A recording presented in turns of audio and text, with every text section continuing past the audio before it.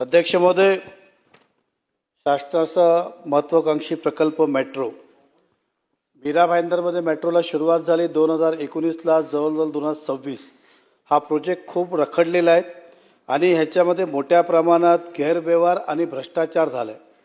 उदाहरण सांगायचं हे उघडीस आलं ज्यावेळी आंतरराष्ट्रीय दर्जाचा एक ब्रिज आपण बघितला असेल की 4 लाईनचं ब्रिज सुरुवात होतो आणि 2 लाईन त्याचं लँडिंग होतो, असं पूर्ण जगात आंतरराष्ट्रीय स्तरावर कुठेही असं ब्रिज बांधलेलं नाही।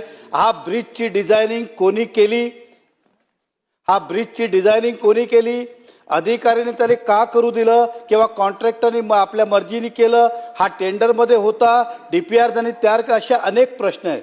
साहेब, माझे महत्त्वाचे 4 प्रश्न आहे, मी डायरेक्ट पॉइंटेड प्रश्नावरच येईल की MMRDAची जबाबदारी आहे की ठेकेदाराला जागा उपलब्ध करून देण्याचा कास्टिंग यार्डसाठी जे कुमार ह्याला जागा दिली गेली चेन्नईला। आता जागा कोणाची? स्वतःसाठी जागा भाड्यावर घेतली, ठीक आहे, तो त्याचा प्रश्न आहे। MMRDA त्याची जागा घेतली, त्या जागा विकत घेतली असती शासनाने तर त्याची किंमत होती साहेब 20 करोड रुपये।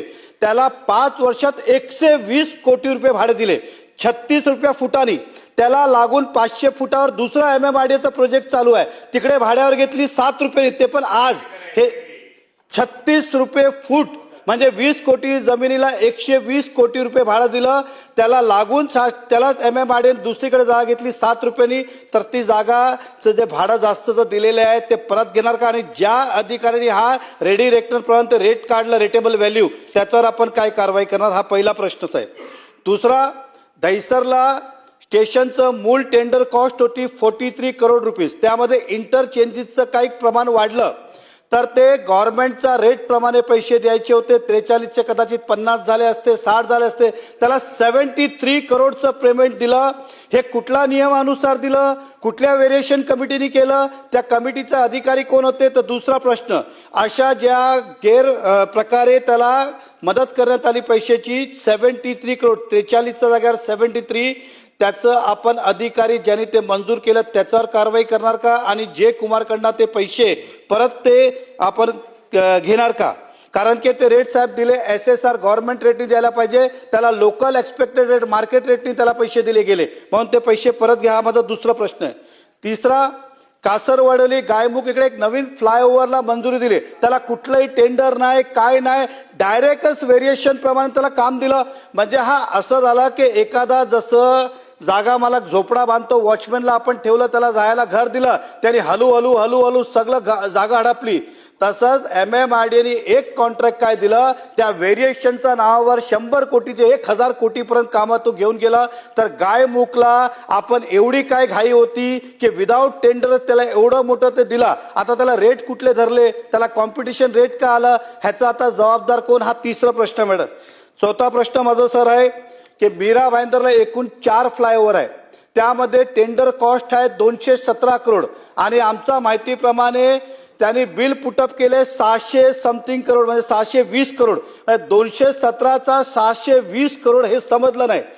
त्यामध्ये एक ब्रिज जो आपण मागितलं ओव्हरऑल वर्ल्डमध्ये तो व्हायरल झाला, त्या ब्रिजची डिझायनिंग कोणी केली, ह्याला कार्य आदेश कोणी दिला होता?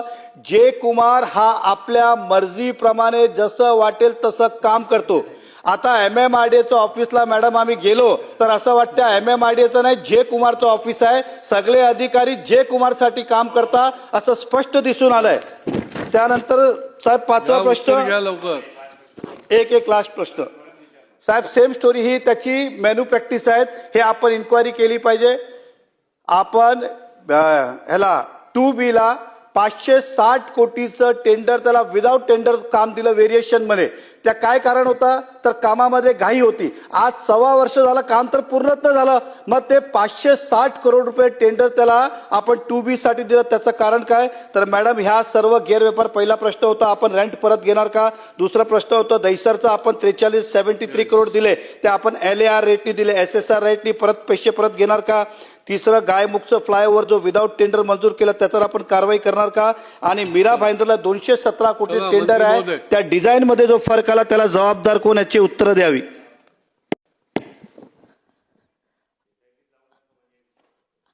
अध्यक्ष महोदय, सदस्यांनी ज्या शंका उपस्थित केल्या त्याच्यामध्ये पहिली जी शंका आहे त्यांची रेंटच्या संदर्भातली. अध्यक्ष महोदय, हे ॲक्च्युली खरं आहे की जागेची जी किंमत आहे ती साधारण आपल्या नियमानुसार जेव्हा 20 वर्षाचं भाडं आपण धरतो तर 20 वर्षामध्ये जागेच्या किंमत वसूल होणं हे नियम आहे. त्याप्रमाणे खरं तर आपण भाडेमूल्य ठरवतो. अध्यक्ष महोदय, इथे असं निदर्शनास आलेलं आहे आणि जो भाड्याचा रेट आहे तो महिन्याचा लावायचा का दिवसाचा लावायचा ह्याच्यामधल्याचं अनिश्चिती दिसून येते. जर प्राथमिक मी ज्याच्यामध्ये आत्ता ब्रीफिंग घेतलं तर अध्यक्ष महोदय, ह्या संदर्भातली चौकशी निश्चितपणे केलं जाईल की आपण एवढं भाडं म्हणजे त्याची किंमत आहे रेडी रेकनर मार्केट रेटनुसार 43 कोटी रुपये त्या कास्टिंग यार्डची किंमत आहे. दुसरं अध्यक्ष महोदय की आपण जागा पुरवणं MMRDAनी जरुरी होतं, ते पण पुरवलेली नाही आहे याच्यामध्ये. आणि हे भाडे जर त्यांनी जे दिलेलं आहे त्याच्यामध्ये आपण निश्चितच एक चौकशी करू आणि जर त्या कॉन्ट्रॅक्टरला आपण जास्तीचं MMRDAने भाडं दिलं असेल तर ते निश्चितपणे परत घेण्याची कारवाई करू. त्याचप्रमाणे अध्यक्ष महोदय, जे ब्रिज संदर्भातलं होतं, जे 2 ब्रिजचं काम होतं आणि ते व्हेरिएशनमध्ये आपण त्याच्यामध्ये 4 ब्रिज प्रपोज झाले, पण ज्याची किंमत अध्यक्ष महोदय वाढली तर साधारण आपल्याला 20% किंमत वाढवता येते. त्याच कॉन्ट्रॅक्टमध्ये आपल्याकडे ही किंमत एक 10.30% वाढली आहे. त्यामुळे आपण ते त्याच टेंडरमध्ये ते काम त्याला दिले, आपल्याला दुसरं टेंडर काढायची गरज लागली नाही अध्यक्ष महोदय. त्याचप्रमाणे जे कामासाठी जो उशीर झाला होता अध्यक्ष महोदय त्याच्यामध्ये बरेचशा गोष्टी होत्या. जे हायवेचा टोल नाका, दहिसर टोल नाका हरवणं, NHIच्या परमिशन होत्या, इलेक्ट्रिसिटीचे शिफ्टिंग होते, तर त्यामुळे त्याच्यामध्ये आपल्याला कामाला विलंब झाला आहे. त्याच्यामुळे त्याच्या काही ठिकाणी किंमत पण वाढली अध्यक्ष महोदय.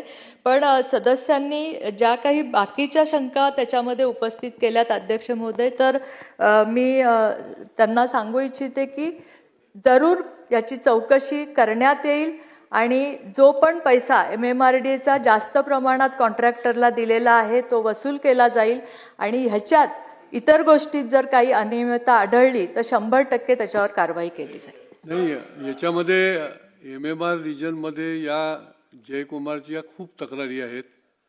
भाईंदर काय, ठाणा काय, कल्याण काय आणि त्याच्या मुंबईला तर पहिल्यापासूनच आहे. त्याच्यामुळे याची गंभीर दखल घेऊन खरं म्हणजे याची एक कालबद्ध चौकशीच लावणं गरजेचं आहे आणि त्याच्यामुळे ती लावावी अशा प्रकारची माझी आपल्याला सूचना आहे. अध्यक्ष महोदय, आपण सूचना केल्याप्रमाणे आपण एक SESच्या द्वारे आपण या सगळ्या प्रकरणाची चौकशी करू अध्यक्ष महोदय.